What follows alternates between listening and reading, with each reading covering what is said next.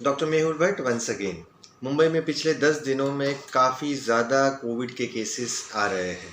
In fact मेरी clinic में मैं डेली एवरेज बुखार के 30 से 50 केसेस देख रहा हूँ और पूरे इंडिया से कॉल्स भी काफ़ी आ रहे हैं फीवर के केसेस के बारे में। और एक चीज़ क्लियर है कि ये ज़्यादातर सब केसेस कोविड वाले हैं और ज़्यादातर ओमिक्रॉन वेरिएंट वाले हैं। लेकिन एक अच्छी बात यह है कि पिछले 10 दिन में जितने भी मैंने बुखार वाले पेशेंट देखे जिनको कोविड जैसा लक्षण लग रहे थे, उसमें से 95% से भी ज़्यादा लोगों को 2 और 3 दिन में अपने लक्षण रेगुलर अपने फैमिली डॉक्टर की दवाई से ही ठीक हो रहा है। ज़्यादा कोई एक्सपेंसिव ट्रीटमेंट देने की ज़रूरत नहीं पड़ रही है। इनफैक्ट मैं देख रहा हूँ कि जो रूटीन फैमिली डॉक्टर की दवाई है, इसी से जो आपके बुखार, गले का दर्द, सूखी खांसी, ये सब 3 से 5 दिन में ठीक हो रहा है। एक ऑब्जर्वेशन ये है कि जो बुखार पहले और दूसरे दिन का रहता है, ये काफ़ी ज़्यादा बुखार होता है और इसमें ज़्यादातर पेशेंट पैनिक हो जाते हैं। इनफैक्ट पैरासीटामोल भी असर नहीं करती है पहले 2 दिन पर, ज़्यादातर केसेस में।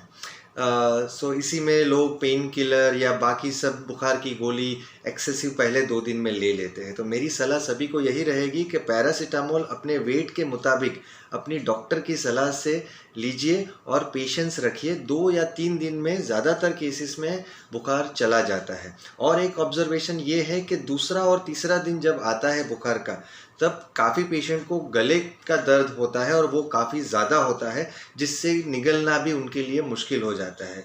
ये भी मेरा ऑब्जर्वेशन है कि वो 2-3 दिन में ठीक हो जाता है सिम्टोमेटिक ट्रीटमेंट देने से। आपको कोई एक्स्ट्रा एंटीबायोटिक लेने की ज़रूरत नहीं है।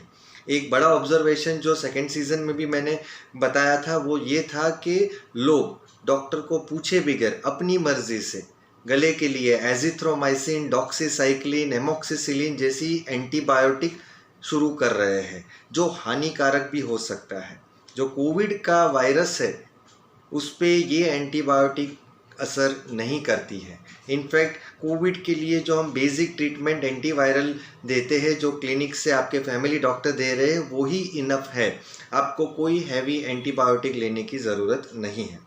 और एक बड़ा ऑब्जर्वेशन इस बार मैंने देखा है कि लोग जो रैपिड एंटीजन टेस्ट कर रहे हैं खुद घर पे, और अगर पॉजिटिव आता है तो बिलीव नहीं करते हैं और उसे कंफर्म करने के लिए RT-PCR टेस्ट अगले दिन कराते हैं या तो किसी और कंपनी का रैपिड किट मंगा के टेस्ट करते हैं। इसकी कोई ज़रूरत नहीं है। अगर रैपिड एंटीजन टेस्ट किट में आपका रिज़ल्ट पॉजिटिव आया है तो वो 100% पॉजिटिव है, उसे डबल चेक करने की ज़रूरत नहीं है। एट द सेम टाइम अगर आपके फैमिली मेम्बर्स में किसी को सिम्टम आता है तो आप रैपिड एंटीजन टेस्ट किट करके तुरंत उसे आइसोलेट कर सकते हो। तो सभी से सलाह यही रहेगी कि इसका इस्तेमाल कीजिए। पहले दिन बुखार के ही कर दीजिए।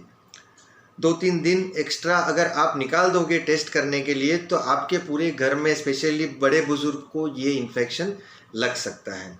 सो यही ऑब्जर्वेशन इस बार भी मैंने देखा है कि इस समय का जो बुखार है वो एक जन को नहीं होता है। अगर ख़ानदान में एक जन को बुखार आता है तो अगले 5 से 7 दिन में ज़्यादातर लोगों को सर्दी, खांसी, बुखार वाले लक्षण आ ही रहे हैं।